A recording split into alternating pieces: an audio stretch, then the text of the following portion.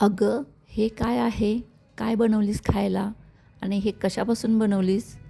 मुलांच्यासारखं तुम्हालाही प्रश्न पडला ना? चला तर मग सांगते. हे आहे पौष्टिक वाफवलेले आणि कमी सामानात तयार होणारे दुधी भोपळ्याचे मुटके. तसंही दुधी फारसा कोणाला आवडत नाही, पण याचे गुण फार आहेत. म्हणून तर डॉक्टर्स सांगतात ना, याचा जेवणात जास्तीत जास्त वापर करा म्हणून. चला तर मग हे पौष्टिक मुटके कसे बनवायचे ते बघूया. पहिला दुधी स्वच्छ धुवून पुसून किसून घ्यायचा. सालीसकट किसायचा आहे. दुधी किसून झाल्यावर त्यात आलं लसूण पेस्ट घालायची. मग हिरवीगार कोथिंबीर बारीक चिरून टाकायची.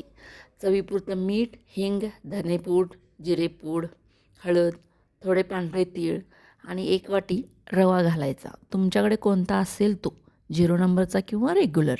सर्व साहित्य व्यवस्थित मिक्स करून ते 10 मिनिटं झाकून ठेवायचं आहे, जेणेकरून रवा फुलून येईल.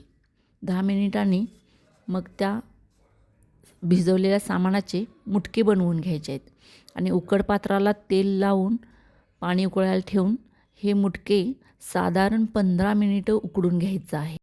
दुधी सालीसकट किसून घ्यायचं कारण म्हणजे सालीतच तर सगळा पौष्टिकपणा असतो, म्हणून सालीसकट किसून घ्यायचं आहे आपल्याला. जसं आपण हे दुधीचे मुटके बनवलेत तसं तुम्ही इतर कुठल्याही भाजीचे या प्रकारे मुटके बनवू शकता. यात थोडाफार बदल करून तुम्ही उपवासाचे मुटकेसुद्धा बनवू शकता. पण हे मुटके आपल्याला गरम गरमच खावे लागणार आहेत.